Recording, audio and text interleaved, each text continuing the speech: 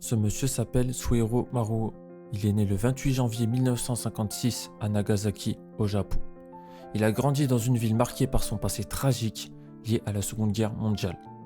Dès son plus jeune âge, Maruo passait des heures à dessiner et à lire des bandes dessinées. Il a été inspiré par des artistes tels que Kazuo Umezu.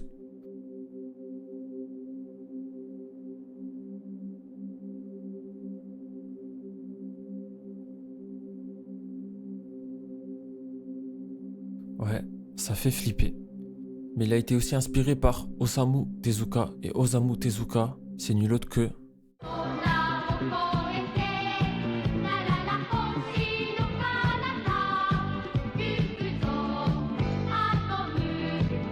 Mais aussi...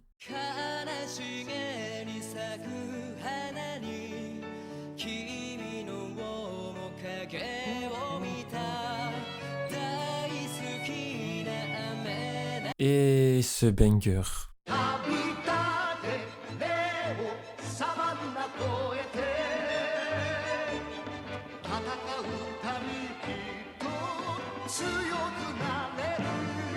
Et ouais les gars, moi aussi j'ai eu des frissons.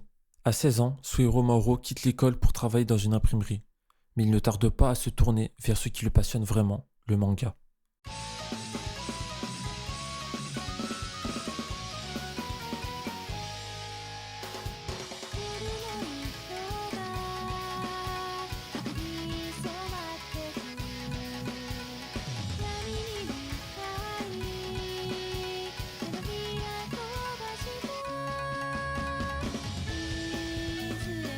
Quelques années plus tard, il rejoint le célèbre magazine Garo, où son style unique et provoquant commence à marquer les esprits.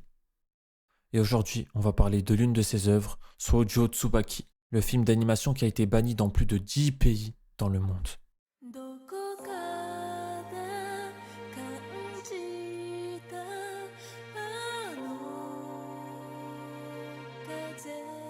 Pour comprendre Shoujo Tsubaki, il faut remonter dans le temps, à l'ère de Taisho. C'était une période entre 1912 et 1926 où le Japon changeait rapidement, mélangeant tradition et modernité. Mais aujourd'hui, on ne va pas parler des temples ou des usines. On va plonger directement dans un univers bien plus sombre, celui des Misemono.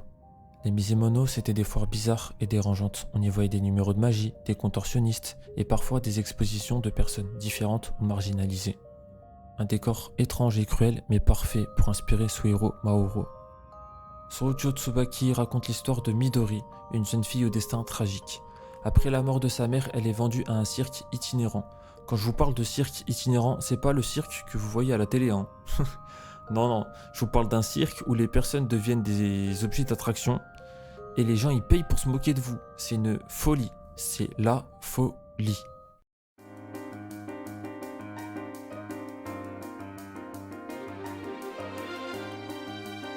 Ce film d'animation n'a pas été banni pour rien, il va au-delà des limites de ce qu'on peut accepter à l'écran. Les scènes sont crues, brutales, et les dessins sont érotiques et horrifiants à la fois. On parle de scènes qui ont fait dire certains pays comme l'Allemagne, la Chine, la Corée du Sud, les États-Unis, mais aussi la France, non merci, on n'en veut pas. Et d'ailleurs, en France, le film a été, je cite, interdit à cause de scènes violentes, d'exploitation physique et psychologique des personnages. Mais qui a osé produire une telle œuvre? Eh bien c'est le studio Heartland avec 30 millions de yens, 200 000 euros. Vous imaginez-vous investir 200 000 euros dans une œuvre pareille? Le style de Maruo, c'est ce qu'on appelle l'eroguro. C'est un mélange entre l'érotisme et l'horreur, là où le désir et la souffrance se rencontrent. Ce n'est pas juste choquant pour choquer, c'est un moyen d'exprimer des choses plus profondes. En un sens, Maruo veut nous déranger pour qu'on prenne conscience de ce qui se cache derrière les personnages. Quand il dessine, Maruo ne se contente pas de créer des images choquantes, il veut provoquer une réaction. Les corps déformés, la souffrance physique, tout cela vise à nous faire réfléchir sur les réalités de l'être humain.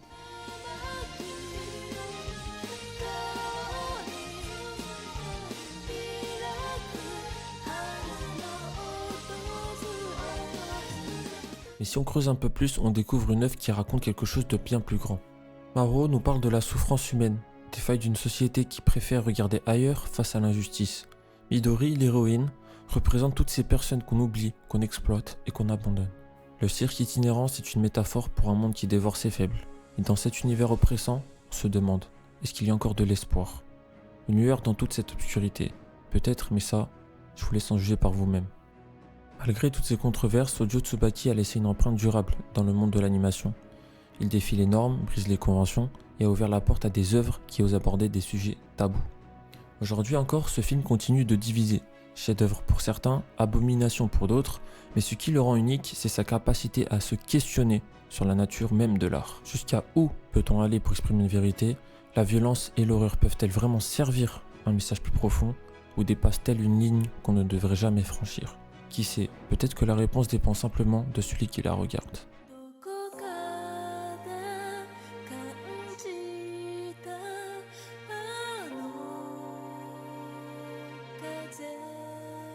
Pour conclure, Sojo Tsubaki n'est pas un film que tout le monde peut ou veut regarder.